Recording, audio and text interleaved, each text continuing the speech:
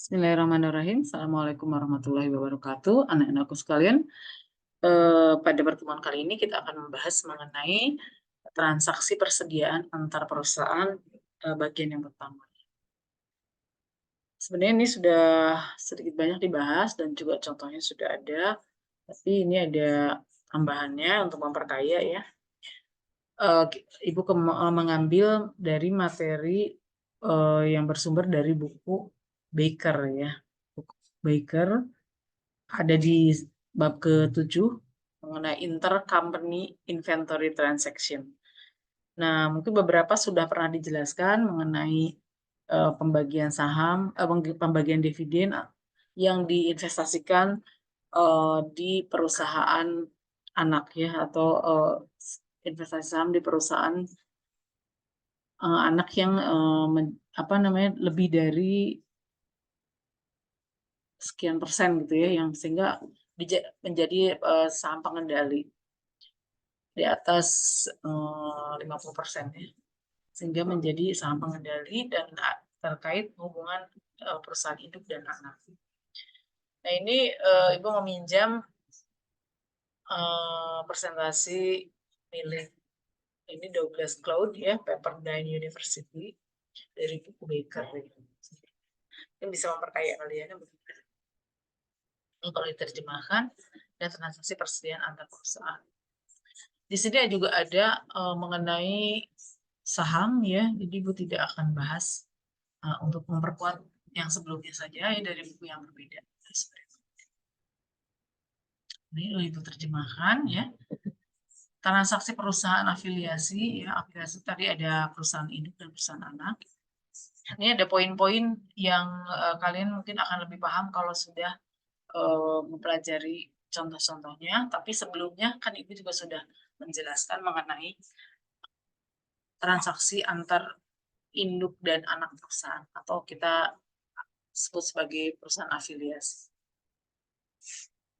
Nah, seperti kita ketahui bahwa transaksi persediaan ini bentuk pertukaran antar perusahaan yang paling umum. Ini catatan pertama. Sama dengan kalau kemarin kita belajar mengirim aset ya ke perusahaan anak dari perusahaan induk. Nah, ini juga sama, persediaan juga seperti itu. Nah, secara signifikan prosedur konsolidasi yang berkaitan dengan transfer persediaan sangat mirip dengan aset tetap dari persediaan. Eliminasi ini memastikan bahwa hanya harga perolehan persediaan pada entitas konsolidasi yang dimasukkan dalam neraca konsolidasi ya, ketika persediaan masih tersedia dan dibebankan ke harga pokok jualan pada periode persediaan dijual kembali kepada non-afiliasi. Kalau dijelaskan nanti kita lihat contoh. Jadi transaksi antar perusahaan yang terafiliasi ya, itu ada dalam hal pengiriman persediaan ya, untuk pembahasan kali ini. Ini ada panah-panah yang menunjukkan bahwa ini ada perusahaan induk ya, parent company, ada juga perusahaan anak ya, subsidiary A, dan kemudian perusahaan anak B gitu. Nah, perusahaan induk ini bisa menjual atau membeli persediaan dari luar atau menjual keluar, bisa juga mentransfer persediaan itu ke dan dari perusahaan anak subsidiary A dan kemudian ke perusahaan anak B gitu ya, bisa menjual atau mentransfer atau juga mendapatkan kiriman dari perusahaan anak. Kemudian antar perusahaan anak juga ada transaksi dari dan ke ya.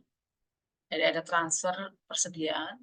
Kemudian dari perusahaan anak juga bisa saja menjual keluar dan membeli dari luar perusahaan, dari luar afiliasi. Jadi tidak selalu dari sesama perusahaan anak maupun dari perusahaan induknya. Jadi bisa juga dari luar. Atau di sini istilahnya non afiliasi ya, dari perusahaan non afiliasi. Ada yang dari dan ada yang ke. Begitu juga perusahaan anak B juga ada yang ke dan ada yang dari perusahaan non afiliasi atau dari luar afiliasi. Bahasa Inggrisnya saya udah Ibu terjemahkan ya. Kita juga seperti pernah kita pelajari sebelumnya bahwa apabila terjadi hubungan antara perusahaan induk dan anak, dalam hal ini terjadi penjualan, di dalamnya ada laba dan rugi, kemudian akan berakibat pada atau harus ada dua aspek penghapusan atau eliminasi ya. Kita sebenarnya sudah mengenal istilah eliminasi yang akan dilakukan di kertas kerja atau di worksheet yang diperlukan dalam periode transfer untuk menyiapkan laporan keuangan konsolidasi. Jadi kalau antara perusahaan anak dan induk itu ada keuangan laporan keuangan konsolidasi, yaitu gabungan antara perusahaan induk dan perusahaan anak. Perusahaan induk punya pembukuan sendiri, perusahaan anak juga, dan juga nanti harus ada perusahaan pembukuan yang disebut dengan laporan keuangan konsolidasi, yaitu yang menunjukkan adanya afiliasi di antara perusahaan anak dan perusahaan induk. Nah, di dalamnya harus atau akan ada proses penghapusan ya atau eliminasi yang nanti ditulisnya di worksheet ya untuk memudahkan.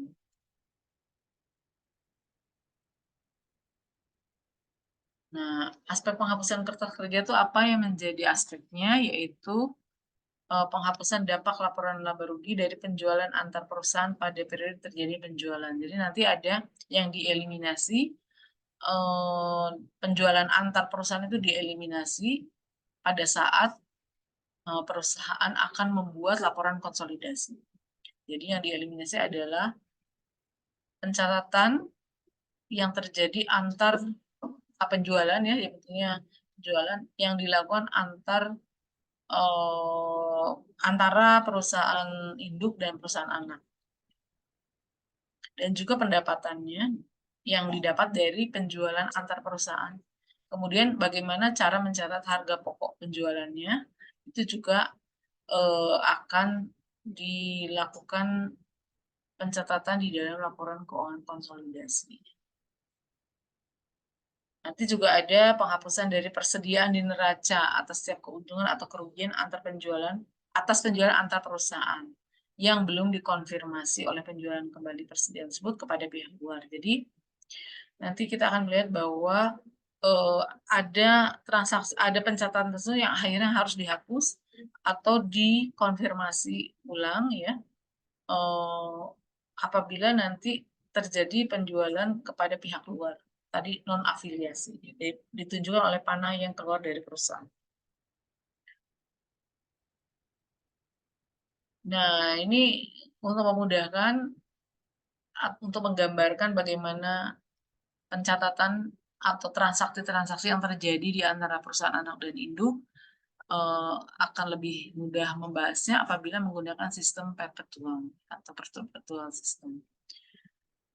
Sistem perpetual ini adalah sistem pencatatan persediaan yang melibatkan adanya pencatatan, ada akun persediaan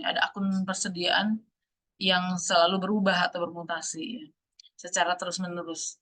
Nah, kan lawannya kan sistem, mungkin kalian di PAK 2 belajar mengenai pencatatan sistem persediaan. Ada yang perpetual dan ada yang periodik. Nah, kalau yang periodik itu hanya dilakukan pada saat pelaporan saja. Itu baru dilakukan, itu pun dengan melihat fisik ya, jadi tidak melihat catatan.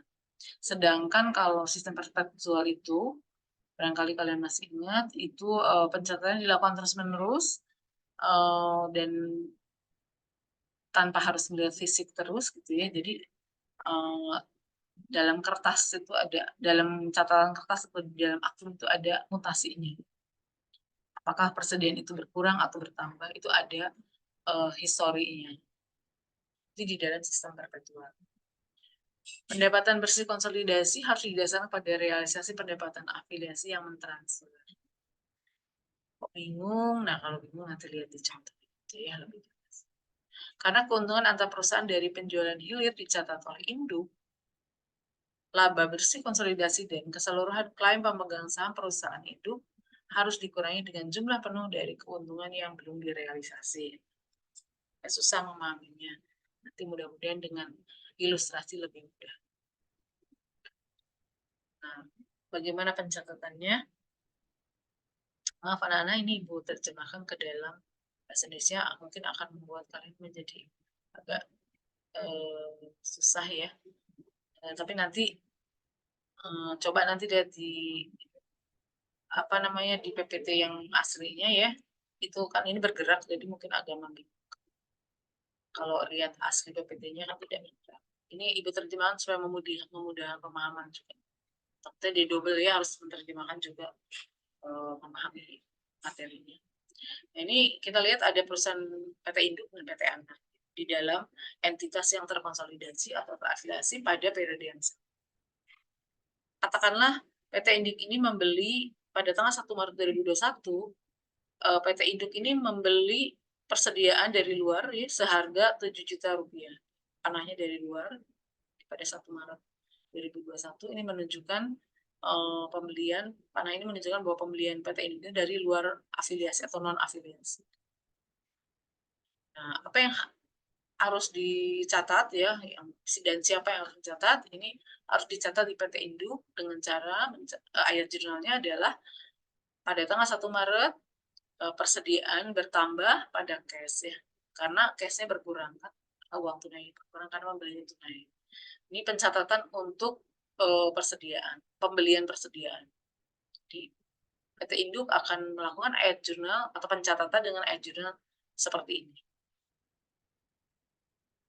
Oh, ini diterjemahkan jadi diulang. Nah, ini.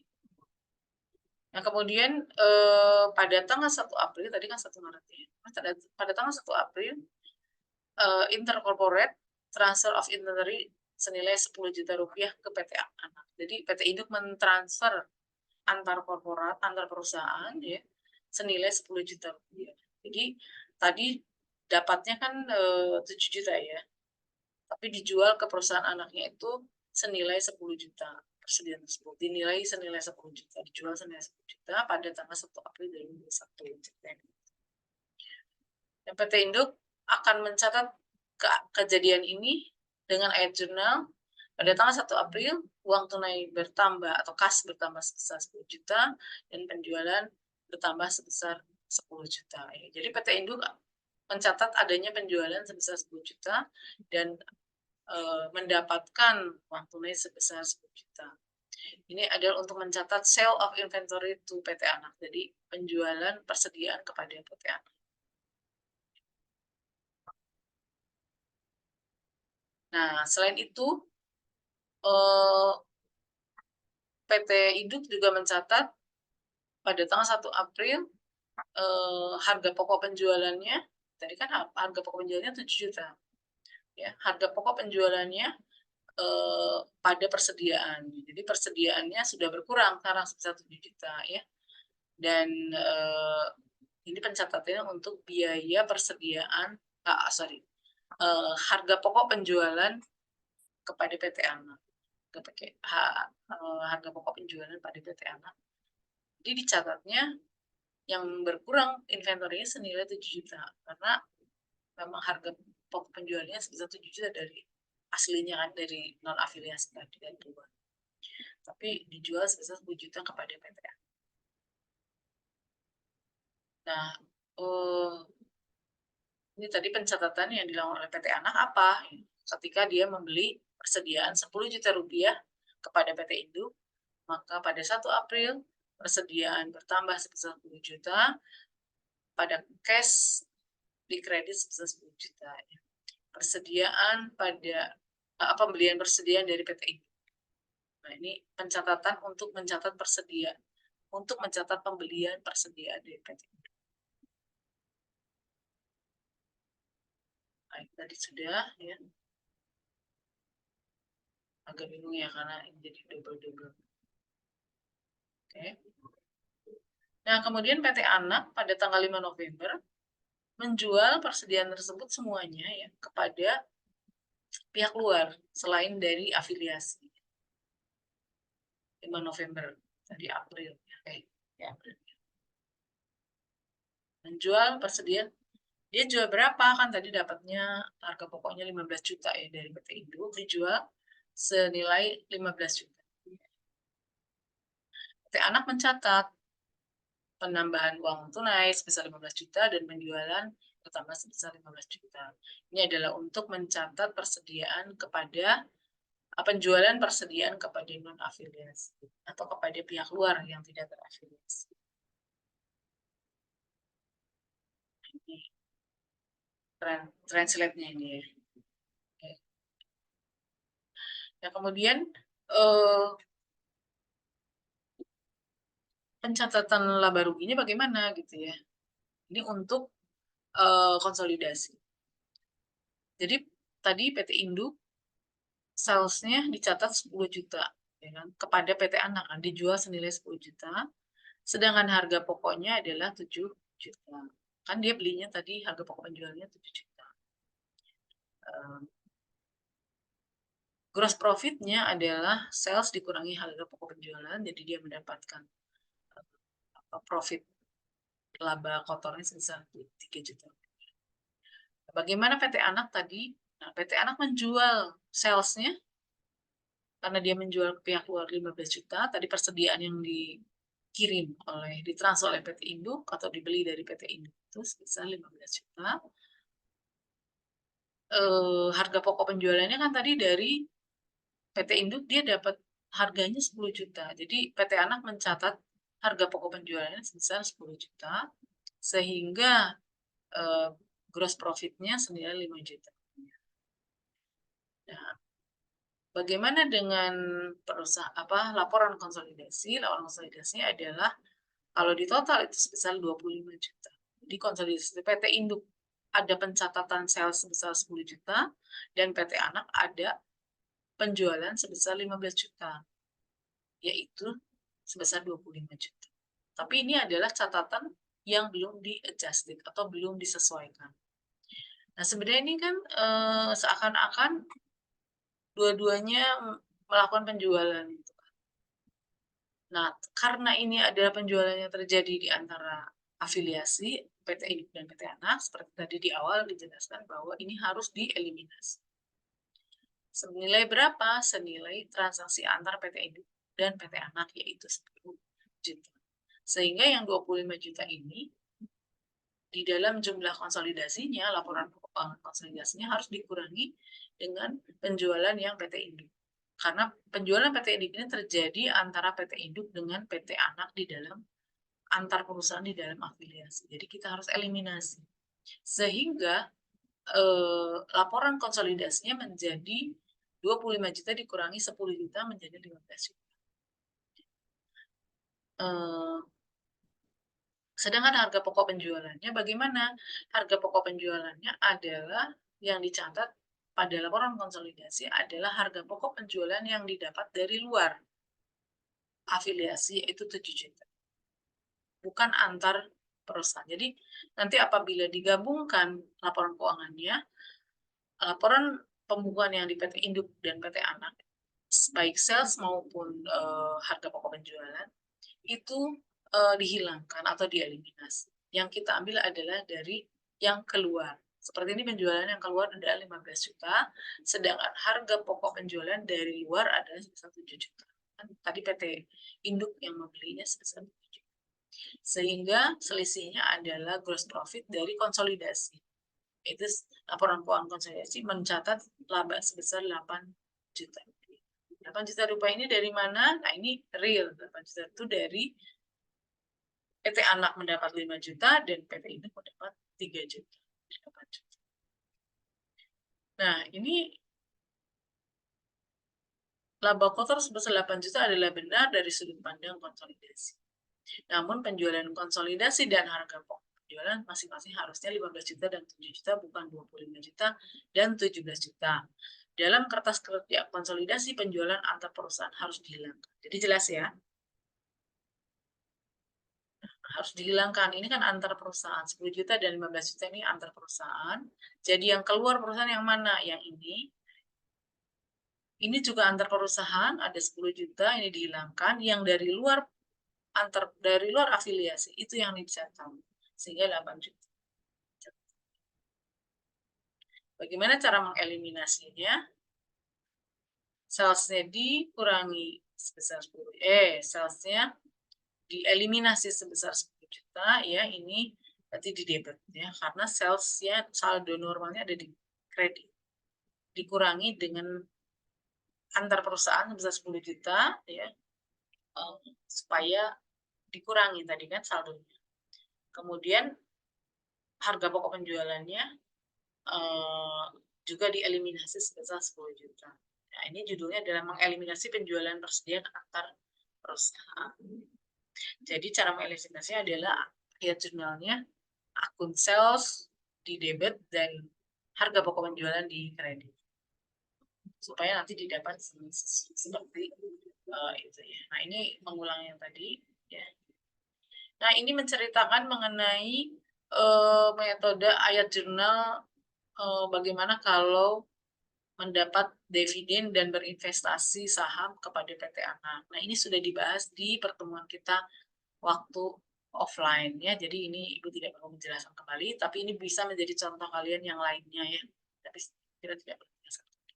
Demikian ya untuk pertemuan kali ini, anak-anakku sekalian. Terima kasih atas perhatiannya. Selamat belajar ya, dan kemudian selamat menjalankan ibadah puasa. Assalamualaikum warahmatullahi wabarakatuh.